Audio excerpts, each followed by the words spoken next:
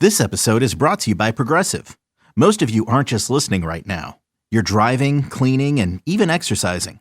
But what if you could be saving money by switching to Progressive? Drivers who save by switching save nearly $750 on average. And auto customers qualify for an average of 7 discounts. Multitask right now. Quote today at Progressive.com. Progressive Casualty Insurance Company and Affiliates. National average 12-month savings of $744 by new customers surveyed who saved with Progressive between June 2022 and May 2023. Potential savings will vary. Discounts not available in all states and situations. Welcome to the Black Hour, where nightmares breathe and the darkness listens. Every episode, we bring you real fear. Stories that follow you long after the lights go off. Subscribe, follow, and turn on notifications. Because tonight, the shadows speak. Let's go. Story 1. The Man in the Vent. Ethan never liked being home alone, especially at night. His parents worked late shifts, and every time he stayed alone, he heard strange tapping inside the walls, like something crawling through the vents. He tried to ignore it. Headphones on. Horror games. Anything to pretend the noise wasn't real. One night, the tapping changed. Instead of random movement, it followed him. When he walked from his room to the kitchen, tap, tap, tap, right behind the vent openings. When he stopped, the sound stopped too. He pressed his ear to a vent grate and whispered, "Hello?" For a few seconds, silence. Then, "Don't." The whisper came from inside the vent. Ethan jumped back, heart pounding, breath shaking. He grabbed his phone, ready to call his mom. But he froze as he heard scraping metal above him. Something was crawling, fast. He backed toward his room, eyes locked on the ceiling vent. The screws started turning by themselves, like someone was unscrewing them from the inside. One screw dropped to the floor. Then another. Ethan ran into his room and slammed the door, shoving his desk against it. He could hear it, that thing, pulling itself through the vent. Breathing heavy. Scraping the inside walls with long nails, or claws. Then a voice, deeper now. "I've been watching you, Ethan." His phone lit up, a text from Mom. "OMW home. 10 minutes. Are you okay?" He didn't reply. He just stared at the bottom of his door as the hallway lights flickered like someone walking past. A shadow stopped right outside his room. The doorknob began to turn, slow, smooth, like whoever was on the other side was enjoying it. Ethan whispered, "Please, just leave." In response, a soft chuckle, low and broken, like rusty metal bending. The lights in his room died. Silence. Then, fingernails dragged down his door. And that same voice. "Vent's not the only way in." Ethan crawled beneath his bed and hid, sobbing quietly.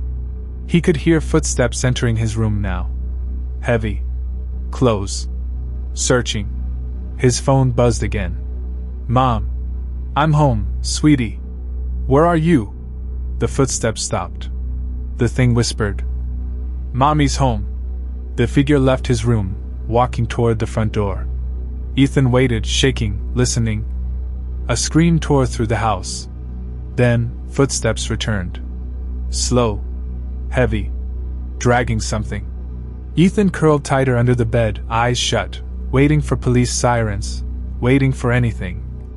But all he heard was the vent grate falling open again, and a voice whispering inches from his ear. "Your turn." Story 2. The Wrong Reflection. Kayla always checked the mirror before bed. Not out of vanity, just habit. Brush teeth. Wash face. One last glance. Lights off. Her parents were out for the night, and the house was too quiet. She left the hallway light on, just enough glow to feel like she wasn't completely alone. Then she noticed something strange. In the bathroom mirror, her reflection was smiling. Kayla wasn't. She froze, breath caught in her throat. Black Friday? More like Black Friday, yay! Shop the DSW Black Friday sale and take 30% off almost all the shoes, accessories, and giftable goodies we've got at DSW.com. Plus 30% off just about every regular price item at your DSW store. Score shoes that get you and everyone on your list at prices that get your budget. So carpe the deal. Head to Designer Shoe Warehouse and get that gift list done. DSW, let us surprise you. Slowly, she lifted a hand and waved. Her reflection waved back, perfectly in sync. But the smile didn't fade. Her phone vibrated. She grabbed it quickly. "Mom, we're still at dinner. You doing okay alone?" She stared back at the mirror. The reflection moved on its own, tilting its head like studying her. Kayla whispered, "I'm fine." The reflection mouthed different words. "You are not." Kayla stumbled back, heart racing. She wiped her eyes, thinking maybe she was too tired, hallucinating. When she looked again, the mirror was empty. Her reflection was gone. Kayla reached toward the glass, terrified, and her reflection jumped back into view, slamming its palms against the other side of the mirror. But there was something very wrong about it. Its skin was pale gray. Its eyes were sunken. It looked hungry. Kayla sprinted to her room and slammed the door shut. She paced. This can't be real. This can't. A voice behind her. "You saw me." She turned slowly. There it was, her reflection, standing in her room. As if the mirror had vomited it out. Kayla grabbed a lamp and threw it, but the reflection wasn't affected. It took a step closer, feet not touching the ground, gliding. Kayla backed into the corner. The reflection smiled wider, jaw cracking, stretching far beyond human. "Trade places with me?" "No, stay away." It touched the glass closet door beside her. Its hand sank into the reflection of that glass, like the surface was water. Then, a second Kayla appeared inside the closet mirror, banging from the other side, eyes wide with terror. Kayla screamed as the reflection lunged. She dove to the floor, scrambling toward the hallway, toward the front door, any exit. But every mirror she passed, every shiny surface, showed the wrong Kayla, reaching out, trying to grab her. She reached the living room, breathless, and hid behind the couch. Her phone buzzed again. Mom reached home. "Open the door?" Kayla's eyes widened. The wrong reflection stood at the front entrance, smiling, unlocking the door. Her parents stepped inside, laughing from dinner. The reflection turned toward them. Kayla tried to shout, "MOM, that's not..." But the reflection pointed at her and screamed in her exact voice. "Help me! She's not me!" Her parents froze, confused, staring between the two Kaylas. Both screaming, "I'm the real one! She's the fake!" Her father slowly approached, staring into her eyes. "Sweetheart," he whispered, "why aren't you smiling?" Kayla turned in horror as the reflection grinned, and her parents smiled back with the same impossible, cracking faces. The mirrors in the house all shimmered like liquid. She was outnumbered now, and the reflections wanted company.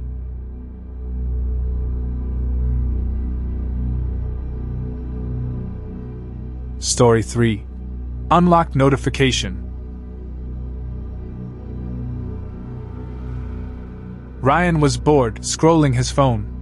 Home alone. When you haven't found love, it can feel like everyone else has. It's in every movie, every song, and all the PDA. Looking for love sucks. Thankfully, California Psychics can give you the guidance you need to find the one. We can guarantee if your reading isn't life-changing, it's free. And new customers receive 20 minutes for just $20. Visit CaliforniaPsychics.com and experience the joy of certainty. California Psychics. Parents on a night shift, nothing unusual. Then his phone showed a strange notification. Camera activated. He frowned. He wasn't using the camera. Then another. New photo saved to gallery. His hands went cold. He opened the gallery. A new picture. Ryan sleeping in his bed. Taken just a few seconds ago. He was awake. He was in the living room. He was not in bed. His camera flashed before he could drop the phone, a bright burst of white. Another notification. New photo saved. He opened it. A blurry image of someone standing behind him, long limbs, face fully white, no features, like a stretched out shadow trying to become human. Ryan threw his phone onto the couch and sprinted to the kitchen, searching drawers for anything sharp. He grabbed a knife. Phone buzzed again. Low battery, 15%. He hesitated, then picked it up with shaking hands. The front camera turned on by itself. The featureless face hovered inches from his screen, like it was staring directly into him. Ryan screamed and ran toward the front door, locked, deadbolt stuck like it was welded shut. His phone buzzed one more time. Don't run. He froze. Tears coming. The thing, whatever it was, stepped into view from the hallway, movements crooked, glitched, like a corrupted video loading. It stood tall, too tall, neck bending to fit under the ceiling. Ryan yelled, "Leave me alone." No reply, just a quiet crackling sound, like static from an old TV. His phone vibrated hard. "Come back to your room." He backed away, refusing, knife tight in his grip. Another notification. "We're already here." We. Plural. A cold breeze swept behind him. He turned. Multiple figures, faceless, crawling in from the darkness, limbs twisting like broken marionettes. Flash. His phone took another picture. The image showed them. Closer than he thought. He lost his breath. The screen flickered, switching to a group selfie mode. He was in the middle. One figure tapped his shoulder. He didn't turn around. He didn't scream. He just felt his phone being lifted from his hand, calmly, like someone taking a photo for him. Flash. Last notification. Uploading to your memories. Ryan's phone dropped to the ground. His parents returned home to find the house silent, phone cracked, knife on the floor, and a brand new album in his gallery. Title: Home Alone, Forever. Inside, hundreds of photos. All of Ryan, standing in the dark, surrounded by them. Thanks for listening to The Black Hour. If tonight's story kept you awake, make sure you follow and rate us 5 stars, so we can keep the darkness alive. New horror drops soon, and trust me, you don't want to face what's coming next alone.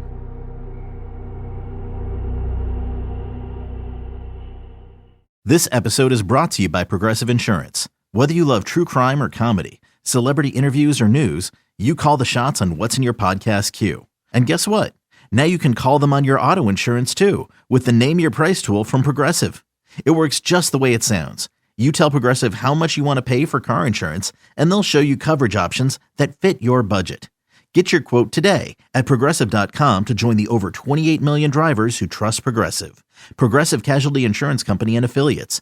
Price and coverage match limited by state law.